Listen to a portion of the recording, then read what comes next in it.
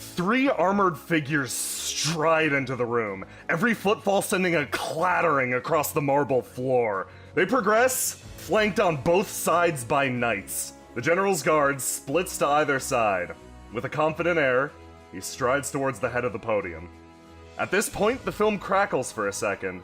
You almost can't see him as he progresses in front of the great spotlight. He extends both of his hands. Everyone, thank you for joining me here today. I'm sure you have questions galore. After all, over the last few days, it seemed like hell on earth. Everything coming to an end. I'm here to provide a solution to all of your questions. Our plan over the next few days is simple. Do you want to hear it? There's a slight roar, echoing through the tin can-like armor of the people in the crowd. Okay, here it goes.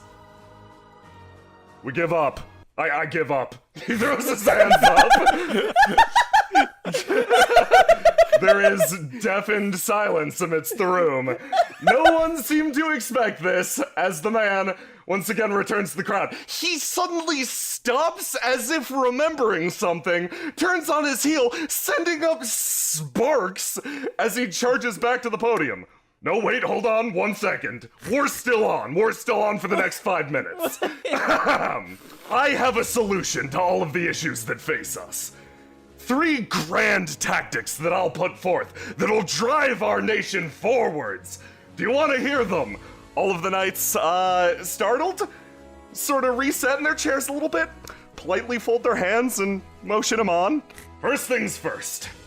I'm going to put forward tactical decree number 1. Slams fist down on the counter. The end of humanity. Now, I understand that there have been divisions based on subraces, orcs, elves, and all that nonsense. Let me make something clear. Humanity as we understand it is a myth. We've got to do our best. If our armies split up, we can't win. We can't win this war that we're going to continue fighting, eh? Points at the camera. On to tactical decree number 2. I've been on the fronts. I've seen how bad it's gotten.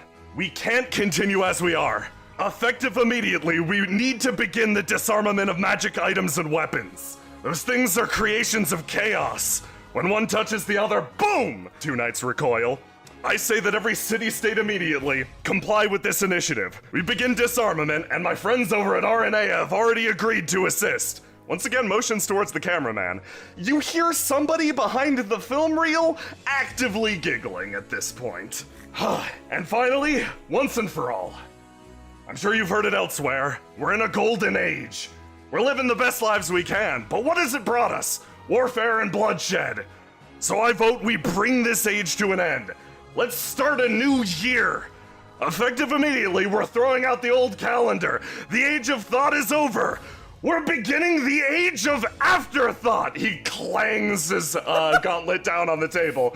There is a single snicker amidst the crowd. The film, for a second, goes dim and flicks off, and somewhere else, someone prepares to give a speech of their own. A man in a relatively silly tie with a relatively silly suit adjusts his appearance in front of the mirror. He just clicked the TV off as the speech brought itself to a close. He saw himself in that crowd, a greasy boy. He has now grown into a greasy man. There is a knock at his door.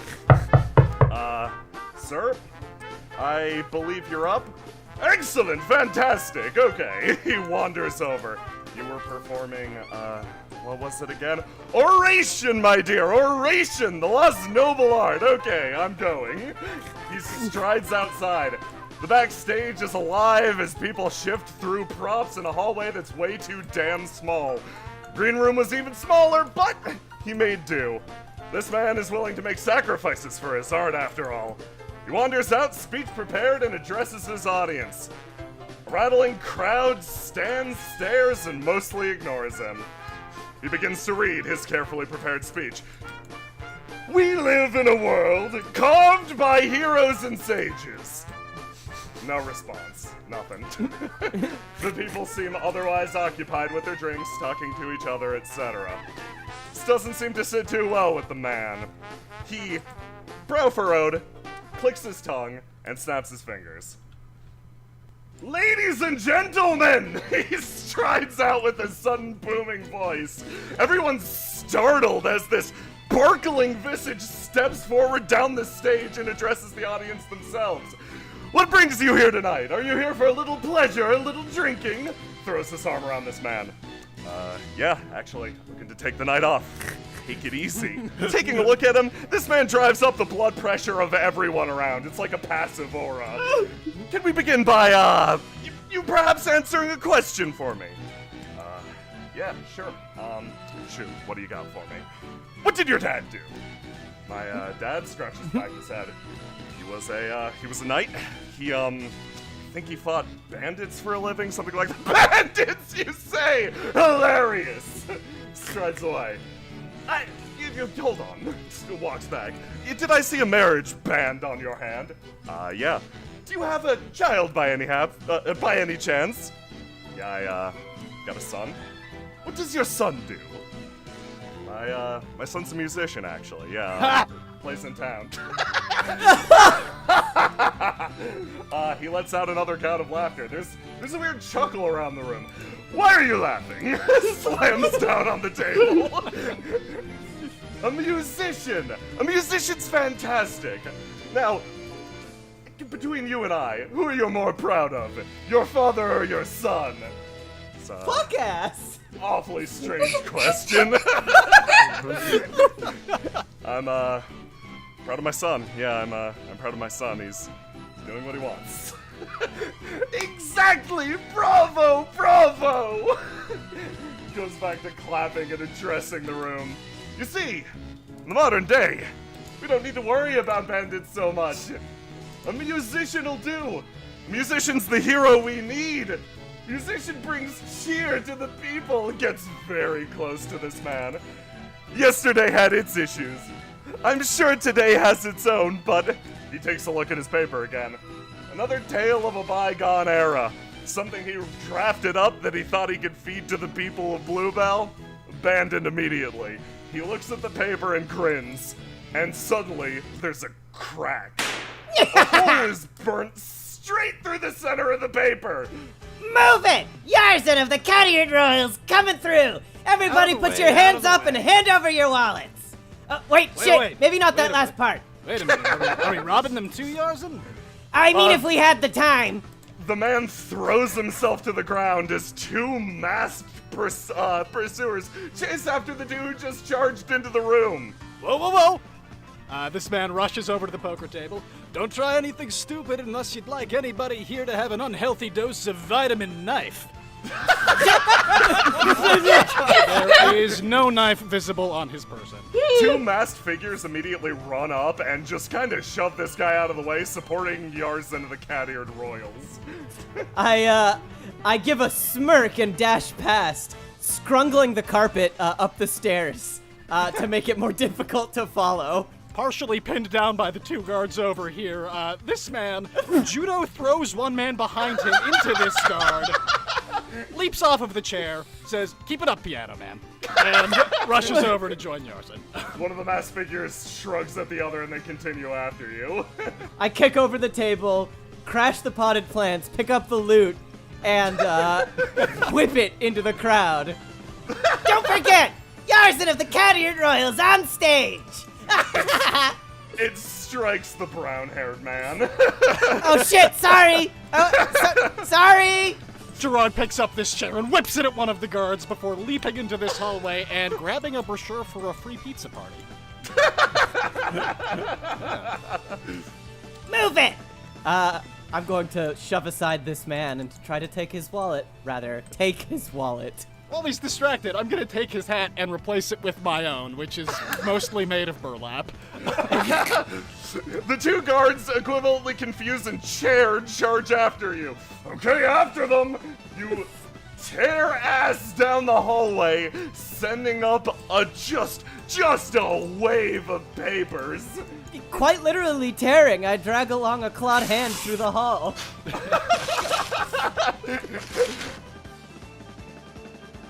You and your sidekicks keep on heading down this alleyway. Now, this is going to be the beginning of an action scene. Oh shit. Starting right here, I'm going to explain how to play this very complicated game. Why yes, this is a new system that you crafted yourself lovingly at home, isn't it? Yes, it is. Brand new system, brand new mechanics, and I'm going to start out with something new and completely spicy. In order to accomplish tasks, you roll these objects called a d20. So, A dice. 20 A sides? dice. 20 sides. yes. Isn't 20 sides a bit extravagant? That's... I know, right? We could have made do with 6.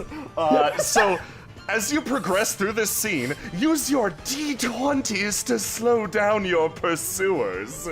I'm going to whip around, not even giving the Randy behind me a warning, and fire off a gunshot at the guards. Okay, give me a d20 for gun. That is certainly a 4. That's fine.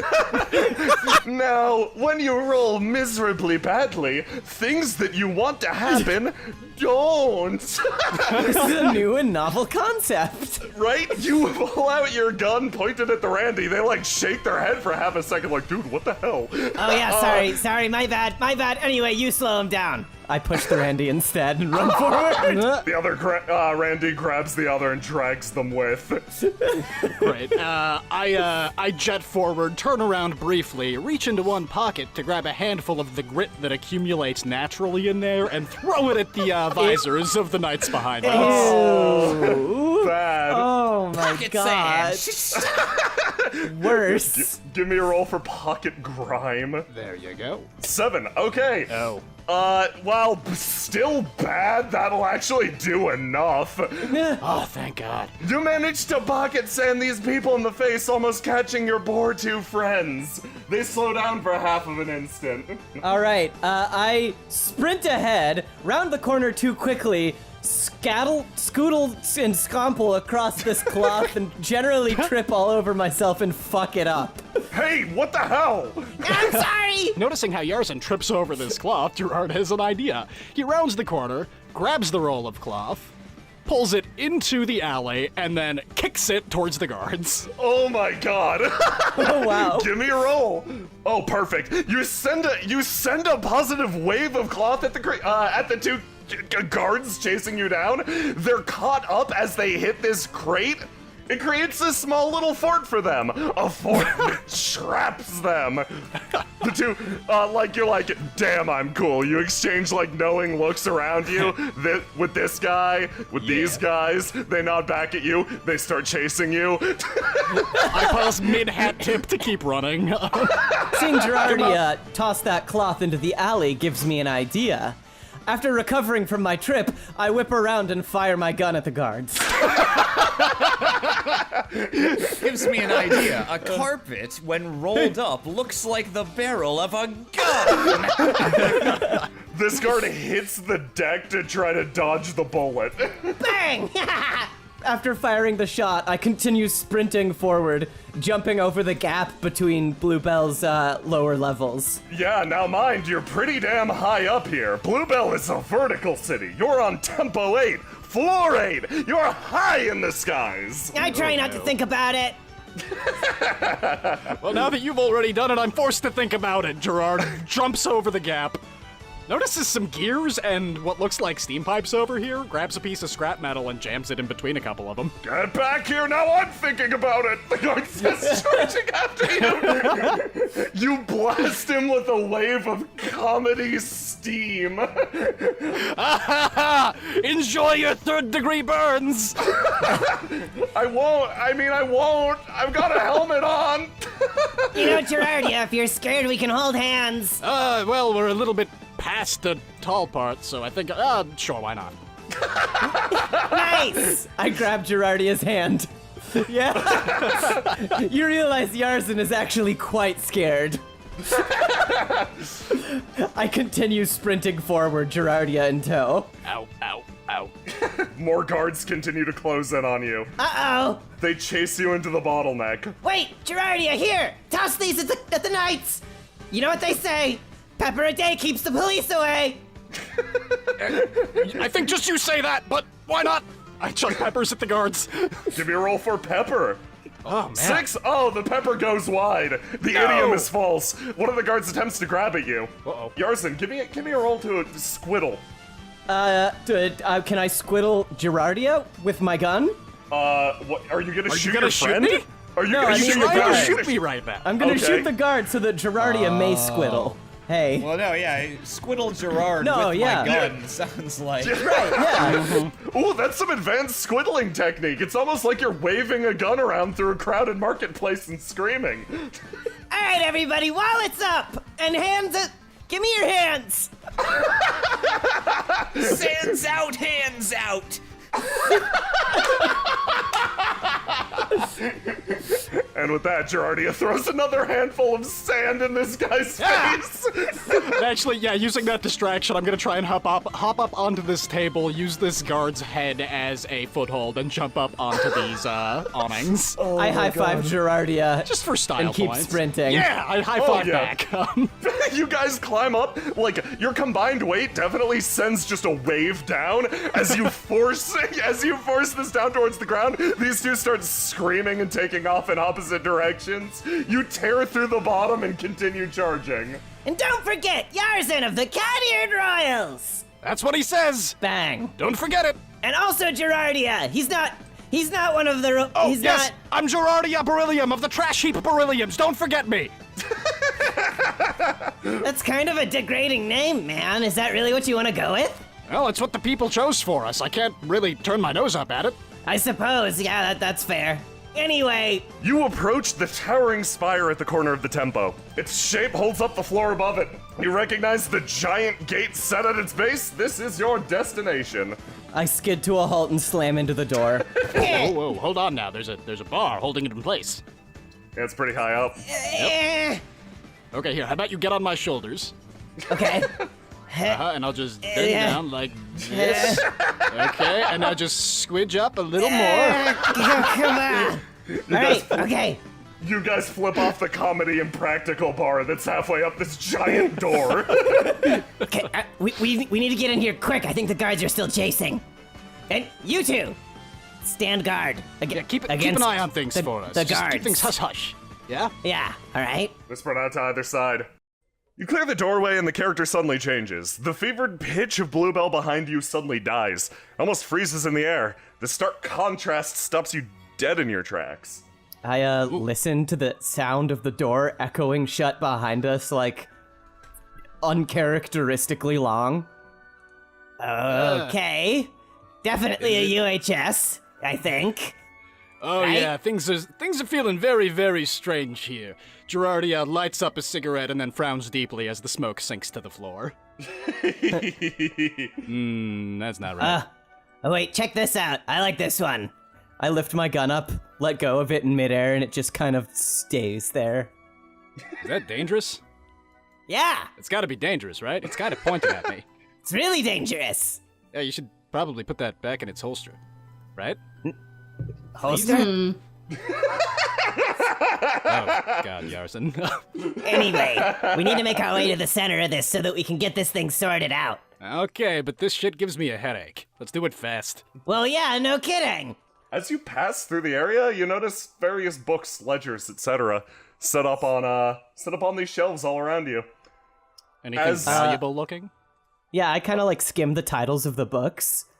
These are mostly shipping reports, actually. They're sort of near the entrance so that, you're guessing that the RNAians can keep up with whatever the hell's going on in here. You take a look around, and you notice that this area isn't the only one like it. In fact, there are multiple replicas of it, stretching up the walls, refracted on either sides. Oh, It holy appears as if- shit. It appears as if you're looking through the world through refracted glass. So, like, is this an infinite labyrinth of boring books?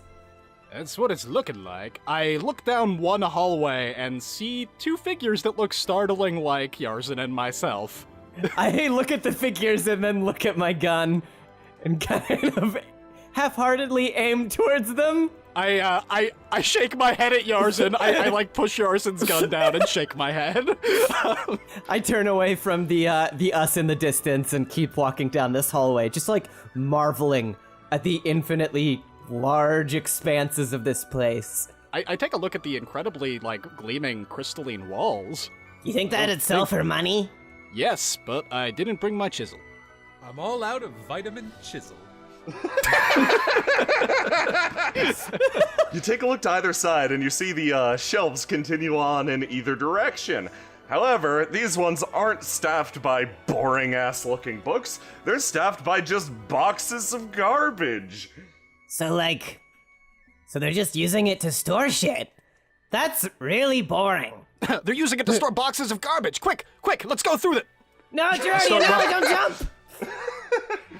I understand that you have a natural affinity for garbage, but that doesn't mean that we can abandon the mission now. When you say it like that, it almost makes me sound like a trash person. That's the name you were yelling when we were... Well, not quite, but it's not important. Well, okay, whatever. Listen, I think when this thing comes crashing down, RNA is gonna be dealt a pretty big blow. Because this looks like... I mean, how much shit do you think they're storing in here? Hard to tell. A whole lot of it looks like. Like a country's worth, right? At least, but the thing is, I don't think any of it looks very important. It's like books, documents, books. Yeah, what do you need books and documents for? I don't know, I've never used one in my life. Exactly. Oh, they're so stupid! I love them. As you clear the threshold, you see something in front of you. It's a fuck. it's a figure you were more or less expecting. However, it still strikes fear into your heart. A great construction of distorted energy stands at the far side of the room. Driven up and down its body are spines and spikes, swords and arrows driven into its living flesh. It's clear enough that this creature is more or less what's causing this distortion. It has clenched in its palm a gleaming golden pocket watch. I pat Gerardia on the shoulder and point to the pocket watch. I see it. Okay, good. So, it looks like this thing's pretty beat to hell already. And I think it's also, what's keeping this place together. So, when we take it You don't think out... they've been, beating it to keep this place up and running? Ah, that's horrible. That's really fucked up that they're beating really this, that they're bad. keeping this thing alive just so they can store their boring documents. Yeah, we should be the good people in this equation and kill it good and proper. Yeah, you're right. We should execute this thing without a trial or even trying. Anyway, you're right. Let's bring this thing's misery to an end. Okay. With a gun. All right. Either way. You go first, though. They still scare me. As you enter the room, the beast draws up to its full height. This is a creature known as... This is a creature known as a distortion giant. Big. Just being in its presence draws the breath from your chests. You feel lightheaded. The creature observes you, raises both of its hands, and is ready for your assault. Yeah, I've fought raccoons more vicious than you. Gerardia is a blur of action in a moment, rushing forward, planting his feet in front of the creature, and doing a full front flip before hitting it in its forehead with his heel. So, we're going to begin by describing combat. Now, the way that combat works is simple. There's no initiative, no nothing like that. It simply goes player phase, enemy phase, player phase until you're all out of actions. You get your action at the start of the act. So, right now, your team functionally has 2 actions. That thing's team functionally has 1. So, you guys need to decide who goes first, and it seems like Girardi has certainly taken the initiative. Yeah, I'm afraid I might have jumped the gun a little bit here. Now, Oops. what you're performing right now is called a wild attack. This is just an attack. You're hitting something. You roll a d20 plus a d6, and that's it. We see if it hits. There is my d20. Okay, 8. And let me roll that d6. D6, fantastic. Okay, I should put it this way. Your combined roll determines not only your measure of success, but how much damage you deal. This way, we only needed to roll the dice the one time, and it's front-loaded. So, in this way, we know that you hit because you have a 14 to hit, and you deal 6 damage because your d6 rolled a 6. That's quite a lot. You strike its forehead and send up a wave of spectral blood. It's quickly caught and twists, almost being erased from existence. This creature's hardy, but clearly on its deathbed. It begins its turn. It raises 1 red palm. A sword is driven straight through the center of it, but that doesn't seem to bother it at all. It extends 1 hand and uses an ability to cast a status effect on both of you guys. Now, Both? Yeah, I'm going to clarify something really quick. Okay. Not only can you spend your action attacking, you can spend it defending or evading. In this case, Gerardius, since you've already attacked, chances are you're taking the full brunt of this. Heck yeah. However, Yarzin, you still have a chance to evade. I want Are you to going evade. Yeah, that's probably a good idea. So what you do, functionally with your evade action, is roll me a contested roll. So you give me a d20. D20 plus 6 or just D20? You give me a d20, just raw d20. All right.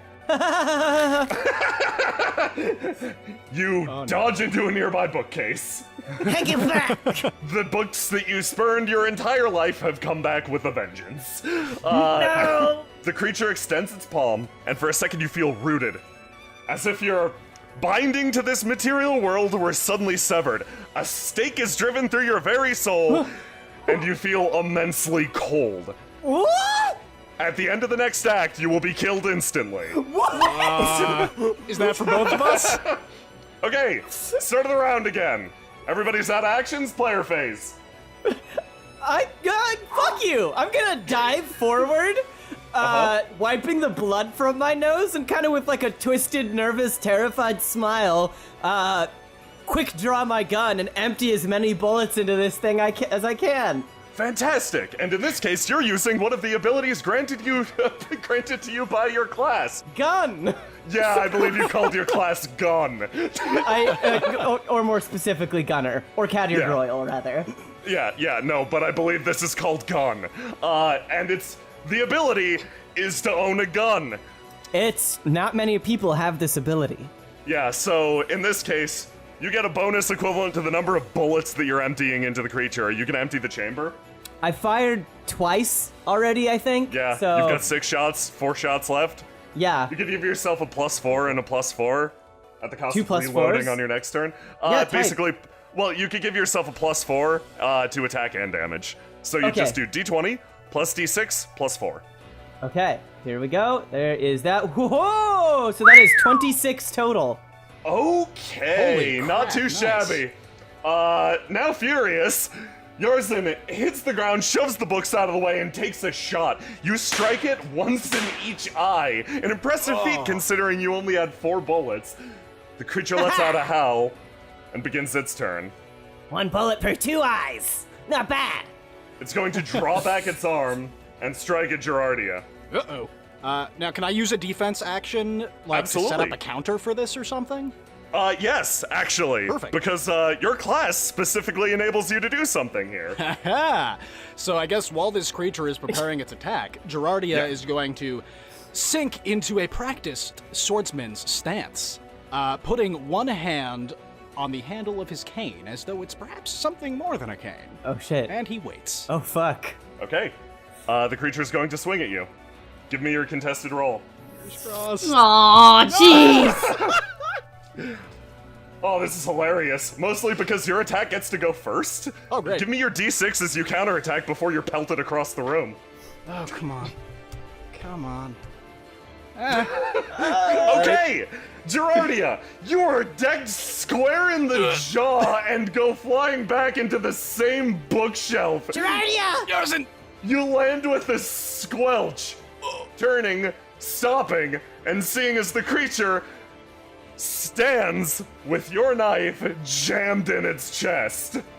My cane is broken into right next to me, clearly just a normal ass wooden cane. The creature, Shoot the gun! I'm out of bullet. Oh. Oh, shit! the creature looks down at itself as if like, are you fucking kidding me? Taken out by that shit as it begins to dissolve into ethereal nothingness. Oh, did I get it? You did it, Gerardia. You saved the day. Ooh, and I only broke half of my ribs in the process. Ooh, I help him up and brush off the useless books. thank you. She just brushes off the top book, which is how to cancel out an instant death spell from a spatial distortion challenge. Useless books. So do you need the cane to walk? Should I help? Oh no, it's purely for show. Oh, okay. Here, you can, like, if you need to, I can lend you my shoulder. Oh yes, thank you very much. Yarzin is very Gerardia visibly puts, shaking from fear. Gerardia puts like all of his considerable weight on his cat friend's shoulders. Wow, you're really heavy. Okay, let's go. Thanks, it's all the meat. okay. That's okay, Yarson. I can. It's fine. You gonna walk up and pick up that pocket watch? Yeah, I think so. Okay. You clasp it in your palm. It has a weird, almost like, it has a chilly air to it. Like you just left it in the freezer a little bit too long. Actually, Gerardia, you probably wouldn't know what a freezer is because you are a trash person. I had an icebox once. You touch it and pop it open for a split second. The watch appears to be shattered on the inside, but keeps on ticking away. Yep, seems to be it. You're not sure where the gears and, like, mechanisms that work this thing are, but, God, these UHS things are fucking creepy. Yeah, I hear that. No use trying to make sense out of it. Fair. And with that, the kaleidoscope begins to close around you. Uh-oh. The world shit. rippling behind as Oh, wave fuck. after wave Do we- of do we books run? come crashing down. Yeah, run, Uh-oh, down the okay. hallway. Here we go. You exit, a feeling of pride in your chest. You feel like it's a job well done, and you almost forgot that you were being chased at baton point through this entire city while firing off wild shots, you psychopath. You feel like you did good today. You feel like you could go home, report to the boss, and give him for once, a job well done report. What do you mean for once? We're totally Yeah, good come at our on. job. We're great at this. Okay, you're right. Yeah, no, that's fine. The narrator will stop sassing you now. You're both Thank you're both you. perfect at your job. You're wonderful. I mean, not perfect. There's totally room for error, but... You No, we shot have a pretty someone good earlier. track record, though. You shot someone. Oh. Regardless, we're getting off topic. You feel proud.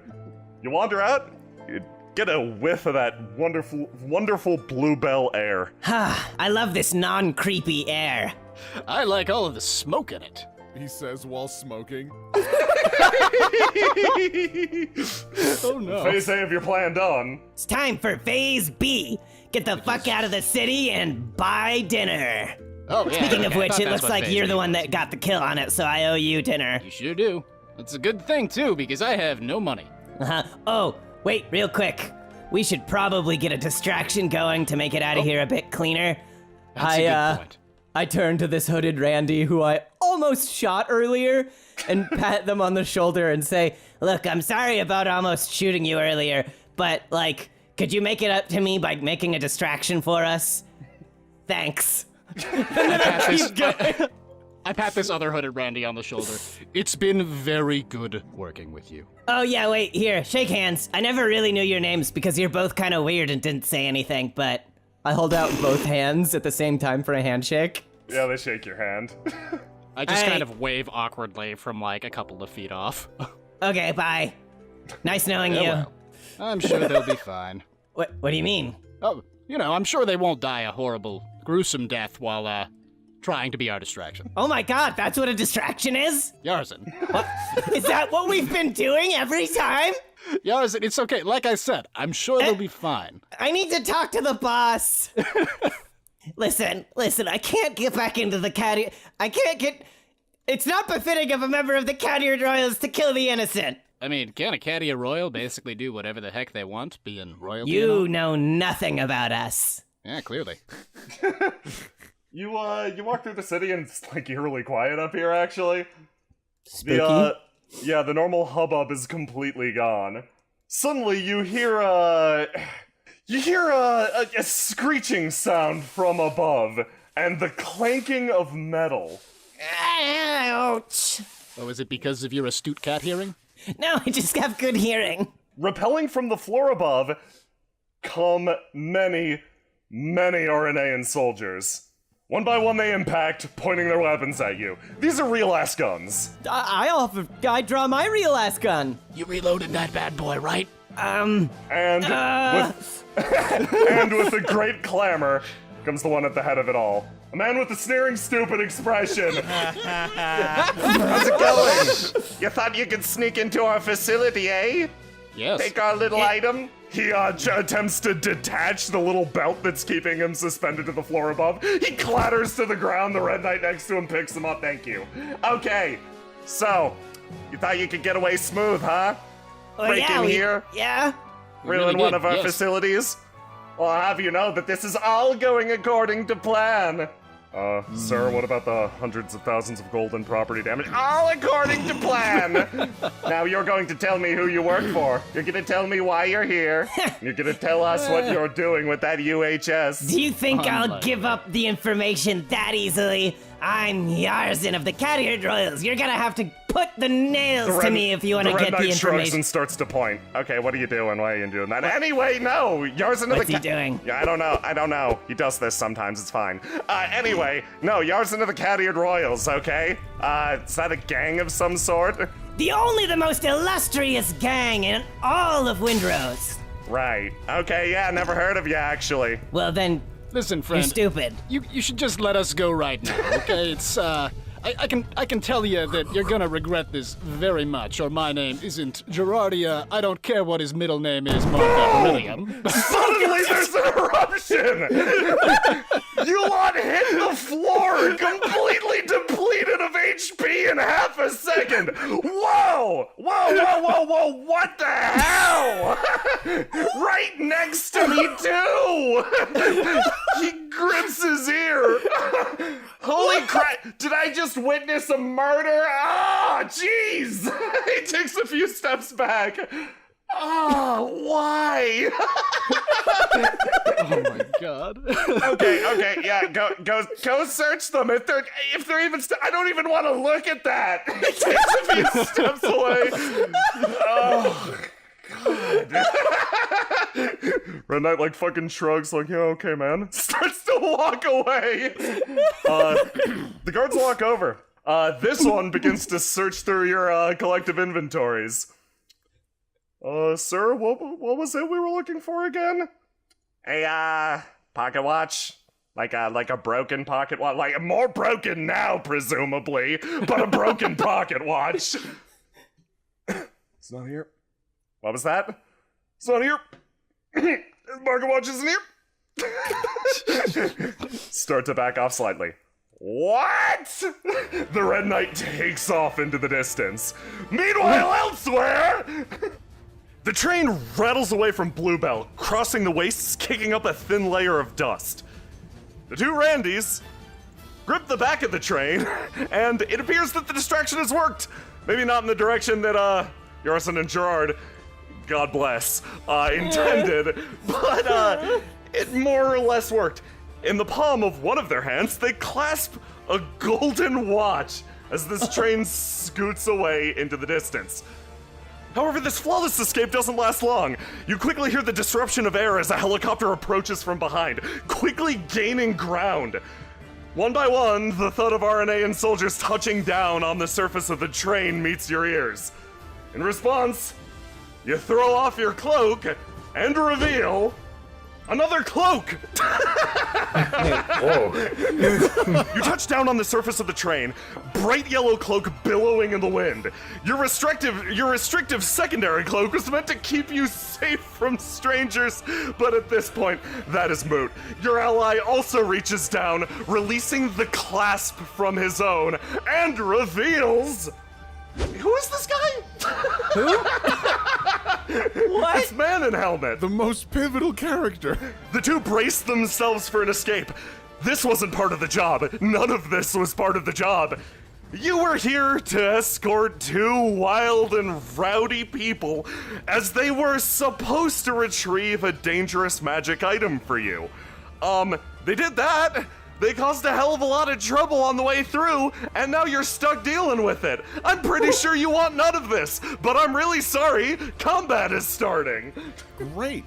Yeah. I'm gonna use one of my little abilities. Okay, so, as a reminder, in order to accomplish something, you roll a d20. It's simple.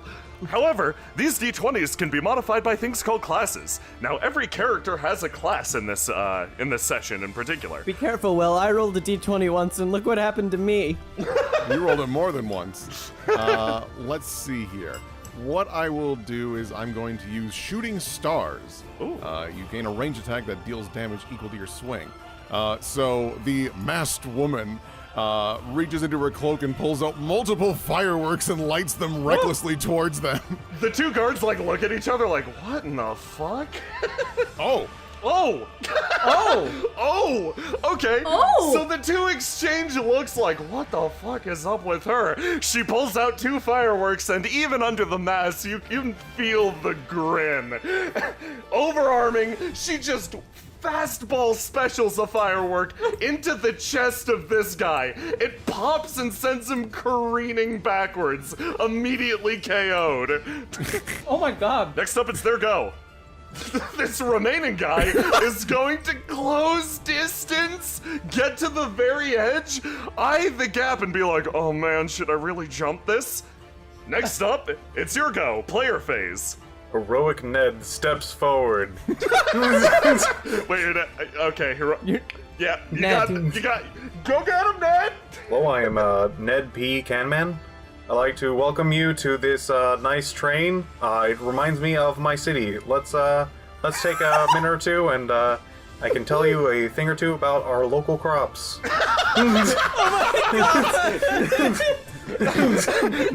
Ned has a very special class, the class of Town Guard. The Town Guard class sucks in pretty much every single way. However, it does carry the unique ability to draw the ire and attention of others by being really annoying and giving factual, long-winded speeches about the town. Now, the success of this is based on how annoying the speech you just gave is. So, plain D20 or should I D6? Give me D20 plus D6 for this. This is a wild, so yeah. 15. So, he stops dead for a second, thinks about the jump he's about to make, sets his eyes on you, just like starts to grip the side of his baton like, okay, Ned, yeah, I'll be right over there in a sec. Let me tell you about the corn that we have. Good corn. So, top of the turn order. Now, swinging wildly isn't the only thing that you can do. Your character has what are called attributes, things that modify your abilities.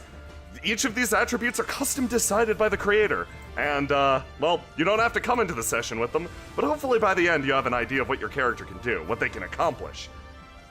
So, starting with this turn, I'm going to say that you guys should start rolling your first colors, which are your attributes. Pick one of your 3 colors, either red, blue, or yellow, and add it to your character sheet. Functionally, what you do is, at the start of each round, you'll roll that color and get a little bit of a preview of the dice. And you'll get something that's called affinity. It sets your color to match that color until the end of the turn. This has significance, but that's the only thing you need to remember for now. Let's start with Celine. Which color are you gonna add to your character first? I will start with, let's do yellow. Girl! Sprout, you too should add a color to your repertoire. What color are you gonna choose? Ned likes blue. Ned is a basic bitch. Nice to Ned. But at least he's alive. You take that back! Roll your blue at the start of the turn, pretty much, or start of the act. A 3. Okay. So now you need to make a decision. The new act is beginning. You've gotten a preview of the dice you can use? You need to choose which color to lock in to use. So, Celine, if you decide to carry that yellow dice with you into the turn, you'll be locked into yellow. Sprout, if you decide to carry that blue dice with you into the turn, you'll be locked into blue. You can opt out of doing this and swing wildly. You won't be affiliated with any color, and you will roll a raw d6 plus a raw d20. It is more random, but also has its own advantages. So, I assume Celine, since you rolled exceptionally well with that 6, you'll probably want to lock that in. Yeah, probably. Okay, so I'm going to lock that in, and you're going to get a nifty border. Yay. Sprout, on the other hand, are you going to lock in that blue dice? I wants to see what happens.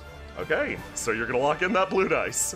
Okay, so, start of the round. Who's acting first? Let's see here. Is there anything that you want me to kind of dual tech with you here, Ned? Ned will assist as much as he can. So let's see here. What Celine is going to do is, because she's a very agile individual, being a thief that she is. Let's see here. 1, 2, 3. I'm gonna get like behind him. Okay.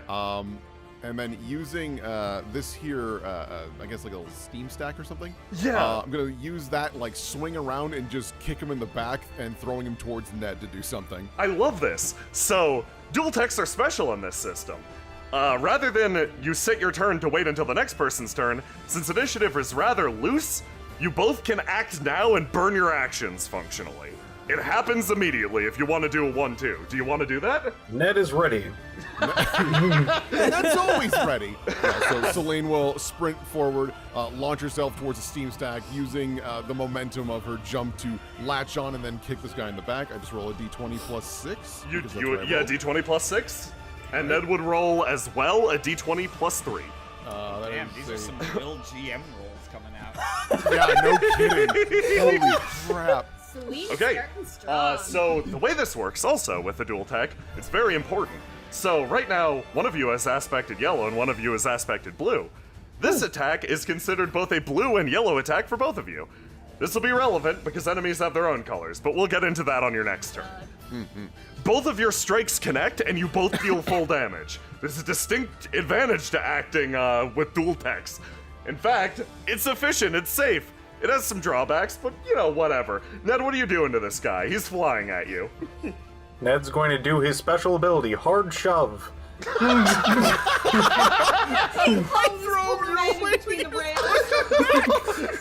Celine swings gracefully around this pipe, strikes the man in the back with 2 heels, and sends him careening forwards. He's like, oh god, this is how my life ends. And he's ready, he's waiting, he looks up into the face of Ned, as cold and emotionless as the Reaper.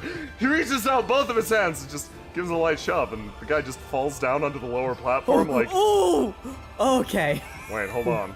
He looks around, notices that the door's open here, looks back up at Ned. I'll be right back. Runs inside the train. You never saw this man again. Did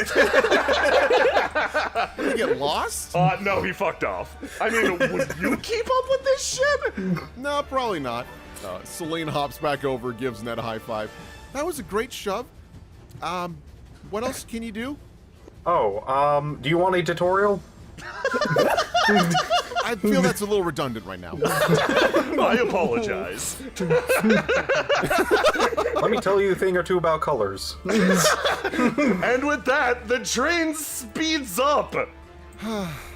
Okay, well, they clearly didn't tell the other guys about this. Let's see here. Is it my turn to act? Yeah, you're beginning a new turn, so roll me out some new, fresh D6s. All right, I think I will do a blue this time. With this turn, we're going to add a second attribute to your characters in addition to the first one you chose on your last turn. So, in this case, Celine already has a yellow, and Ned already has a blue. Now, you can add another color, and Celine has made her choice with blue. So, at the beginning of each act, she gets to roll out both yellow and blue and see which ones she prefers. Something tells me she'll be choosing blue this turn because it's another 6. Why don't you roll out yellow as well to see if we get another 6? No, I'm going blue. Yeah, go blue. You found the perfect place to stash your ones. Ned would love to do red, because he is ready to roll. Celine just facepalms. She's so embarrassed to be with him. Ned's a good bean, but he's a weird bean. So you guys are looking at 2 blues probably for this turn, unless Ned is ready to be surprising. Ned surprising? That's the one thing he's constant at, not being surprising. So, you begin your round, it's the player phase. You'll notice that the enemies this turn have prepared their own attributes and colors. Ooh. Now, something special happens when you attack somebody who's prepared the same color as you, but I'll let you guys handle that. It's quite nice. Celine is going to sprint up ahead, and she reaches into her cloak and she pulls out 2 kind of large sickles that have wires on the base of the hilt. And she throws both of them at this guy, trying to get a good grip on him and then kind of pull him off the train. Oh man, okay. So let me roll a d20 Yeah, d20 plus 6. plus 6. So you're attacking the blue guy in front of you? Yeah, Okay, that's fantastic. 24 altogether. 24, okay. Ooh, girl. Now, what happens when you strike someone who has the same color as you? You die instantly. Yeah, that's what happened earlier. Now, something special happens when you attack somebody who prepared the same color as you during a turn. Since you've both prepped blue, we get what's called a clash. A clash is the best way to defend yourself, and it's also your best defensive option when you think you can overwhelm the enemy. Functionally, when a clash happens, rather than you just hitting versus their AC, you roll competitively versus one another. And the winner gets a big prize that we're probably going to get into in a second, because this guy physically cannot roll higher than a 24. You strike the man with both of your sickles, digging into armor and pulling him to the side. He attaches his wire to the side of the train and dangles there uselessly, functionally out of the fight. Now, since you clashed and won, you are functionally afforded another action in the action economy. So, rather than your turn ending now, you can act again. Alternatively, you can pass that action to a teammate to enable them to act instantaneously. So, this is a game all about pushing your advantage and always staying on your toes because your friends can instantly tag you into an encounter. Ned, do you have any plans, or do you want me to just keep on beating these guys up? Ned always has a plan. All right, then if that's the case, I'll pass it over to Ned. Ned jumps off the train. Ned clumsily stomps over to you. He's like, all right, my prepared blue is now active, and he'll give you a friendly sky bump. A sky bump? Basically, Could you he's explain using that? his heavy shove to propel his friend upwards for, basically giving her, like, his attack. Boosty. So, Boosty. okay, if you want to immediately turn this into another dual tech, I am 100% on board. Yeah, actually, if you don't mind, what we could try is if you give me a boosty, you have like a shield or something, right? Or are you just like coming up and giving me that? I have a small circular thing on my arm. Alright, she turns around. Ned, that's a buckler, but yeah, we'll use that as a springboard. Celine will Small jump. circular thing on my arm. I thought it was get a it all? bowl. This is what I eat my soup out. Celine will jump on the buckler, and then with Ned's help, launch her in the air, and using, because the guy's still probably hooked on her sickles, she's going to start spinning in the air to kind of reel him up, and then slam him into the red dude. Oh, wow, okay, that's freaking awesome. Okay, so give me a, oh boy, give me your dual tech roll, which would be both of your blues, which is d20 plus 6 for both of you. Oh my god! Hey guys, nice. Beautiful! Twinsies! You deal a functional 12 damage to this guy? You swing this man about, bring him up and over, his little grappling hook breaks over here, goes, oh god! He slams into this guy. Now, because this attack was performed against somebody who'd prepared another color, there isn't a clash. You simply annihilate this person. No. They go Why? flying back, and this guy like steadies them and takes a hot second to lower them down to the floor below. Like, oh man, that was actually kind of close. Maintains eye contact with you, and then suddenly freezes. He sees something that you don't. You turn around for a second, you see that there's a tunnel coming up. Here's how the next two party members die. Oh my god, what if that's just what this campaign was? Yeah, every session 2 people die and you make new. The way that this works is this tunnel is functionally an attack against everyone up here except for the 2 people who were lowered down. This is considered a clash versus the tunnel. The tunnel is all colors. So you, by entering into this turn with a blue dice prepared, you get to clash against this tunnel. Say it was something else though. Say it was a dragon breathing red fire breath. You'd only get a clash against it if you'd chosen red. However, in this case, everybody gets to respond to it. So you get to use your blue dice, which is called your swing for the turn. It's the dice you've locked in, and it's the dice you're going to use for that entire turn. If you need to go to 1 dice, it's that. It's called the swing. So you use your swing plus a d20, and we see if you can evade the tunnel. Great. here I go. Do I need to re-roll the d6? No. Yeah, once the swing is locked in at the start of the turn, it is set. Oh, it's the first time I don't roll so 13, high. okay. And a 12, okay. Now there was Save me, Ned. there was something special about this this tunnel, actually. It had 2 different DCs. If you roll above a 10, you dive to the ground and dodge it easily. Like, you definitely aren't clipped in 2 or anything like that. If you'd rolled it above a 15, however, you would have clashed 1 and gotten an action to use immediately as the tunnel was going overhead. Oh. In this way, you can have multiple points of articulation. Say one of you had bombed your roll, and the other had rolled really well. You could use your single action to dive over and pull them down. But right now, more importantly, let's see what's up with our friend in the back. Let's see what's up with Johnny Pisshands. Johnny Pisshands dives to the ground completely okay as well. You guys enter into the tunnel, and it's the start of a new round. I'm just gonna, do you want to add your final color to the mix? I might as well. Fantastic. So, as you might expect, there are 3 colors in this system. The primary colors. Adding in that final color, you get the full range of your attributes. Now, right now, they are simply colors. They're blue, they're red, they're etc. In the future, you'll decide what these colors mean to you and assign them a stat. You'll call one strength, you'll call one brains, you'll call one craftiness, you'll call one gun, for example. The stats are as specific or as general as you want. They just have to fit the character. The problem is... You'll never call one gun again.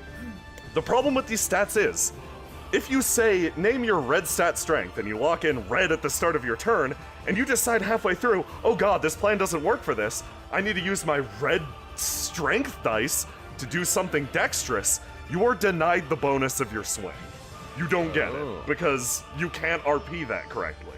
This is a game of bullshitting the GM. Find ways to use your attributes in any circumstance. Okay, you guys all hit the deck. You're clinging to the top of the train as it bumps worryingly upwards. There's a slight hazard to this. That tunnel roof is mighty close. Ooh. I'm thinking I'm going to, it might be a little early to decide this, but I think it seems appropriate for Celine. I'm gonna have yellow be my, like, athletics, so. Okay. Running, jumping, kicking, basically anything that, physical exertion and, of that sort. I'm trying to keep it as open and broad as possible, just because, that seems like the name of the game. Yes, exactly. Okay. So, because of that, I'm going to use that to scurry as quickly as I can over here, and then it looks like, I'd be on the ledge.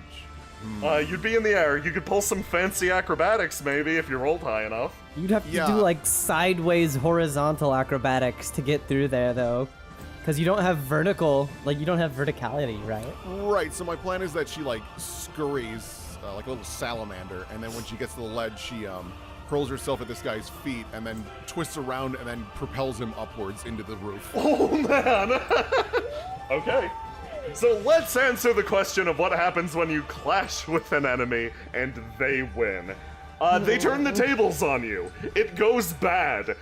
Celine, you charge at this man, and you attempt to give him the McTwisty into the roof, but it is you who finds yourself McTwisted. Oh no! You grip his ankle, and he just kicks out his leg, sending you awkwardly gripping between the 2 train cars.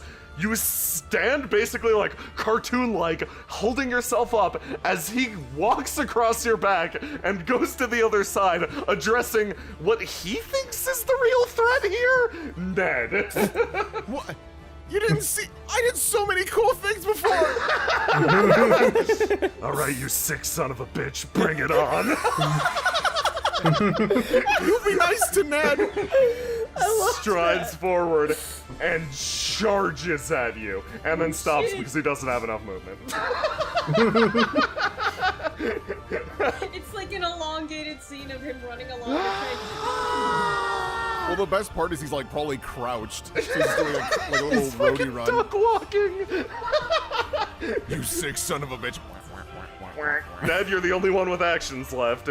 Now it is my big try moment. Now I'll use this, looks at hand, sword.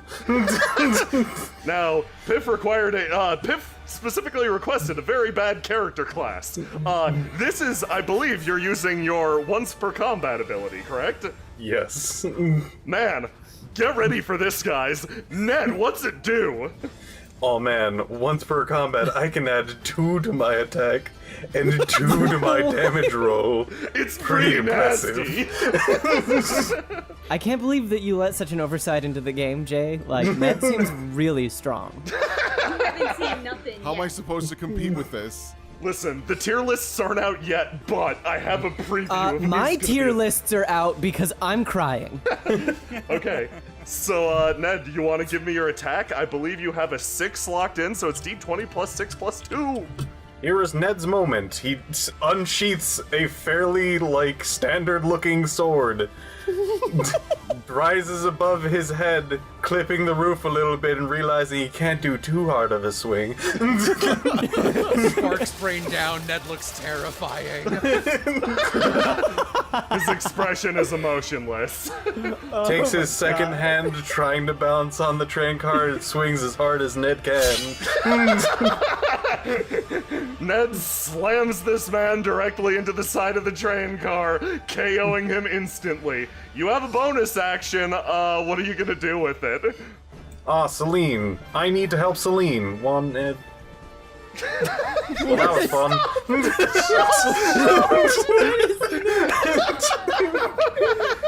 Why? Have anything? Ned has your gratitude.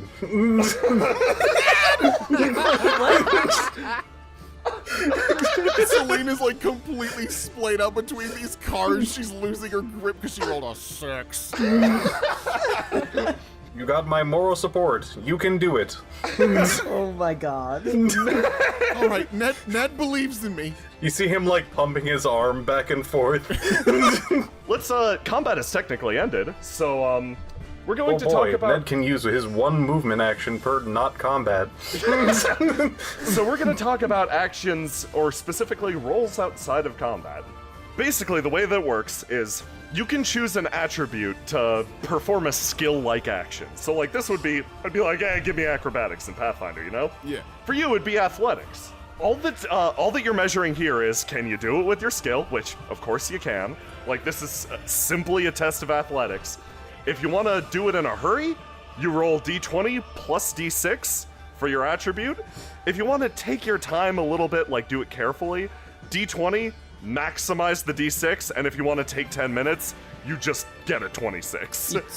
Take it, take a Yeah, 26. you take 20. You take a basically. 26, exactly. So you get different layers of articulation based on how careful you're taking it, is the idea. Because frequently skilled actions are you're doing them in a rush, you're doing them in a little bit of a rush, or you're taking your sweet ass time. So what are you doing? Are you trying to look cool and just pop right back up?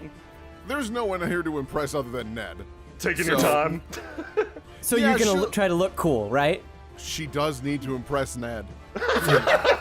Maybe, because who knows? Maybe thanks to Ned's weird ability of just talking to people in the middle of combat, he might let it slip how cool she is. So she needs to have this topic of conversation. So I'll do the rolling one to do it fast. Fantastic. Okay.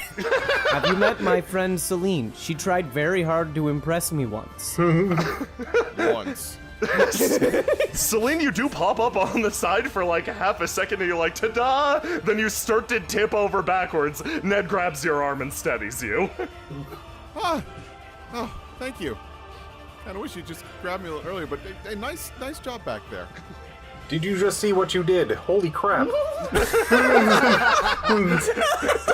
She kind of puffs out her chest and puts her hands on her hips. Yeah, that's what all my training's been about. Being a thief and all that. You learn a thing or two.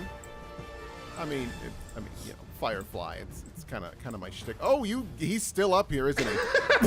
He's wedged into the train car and has mostly fallen back down into the layer below. So what do we do with him? I say we arrest him. It'd be ironic if I did that. It's all you, slugger. Okay, you cuff the guy. And with that, your rather mysterious your mysterious encounter to the within the tunnel comes to an end, and you hit warm sunlight. The warm grasslands strike your eyes as you scoot across the countryside. now braced against the top of the train. You lost that goddamn helicopter in the tunnel. Okay, well, things are looking up. That's pretty good. So, hey, Ned, I'm thinking, since we're probably getting pretty close to town, probably shouldn't be on top of this train, huh? Might look a You little just say suspicious. town. I am a town guard. Did you know? Yes. Let me tell you about my town. Not now. I thought it's plenty. Okay. Ned, honey. Ned, honey. She, like, puts her hands on the sides of his face. Look me in the eyes. We should He probably looks past you. she, like, hey, just snaps a couple times. I'm trying to look down, but it's very hard. No, Ned, Ned. Yes, that is my name. It is. I'm thinking it would probably be a wise idea if we weren't on top of the train right now. One, because of more tunnels, maybe. And two, we're getting near town. It looks suspicious if we're up top here, and if I'm still Firefly. And if you're Ned. I am Ned. You begin to hear a slight buzzing, at least. Like a helicopter like- buzz? No, it's more like the crackling of electricity. That doesn't sound good. What? That's fine. What? I immediately grab Ned and we both dive to the side. Okay! With a sudden cacophony, the back of the train erupts, a lightning strike hitting the back of it and vaporizing wood beneath it.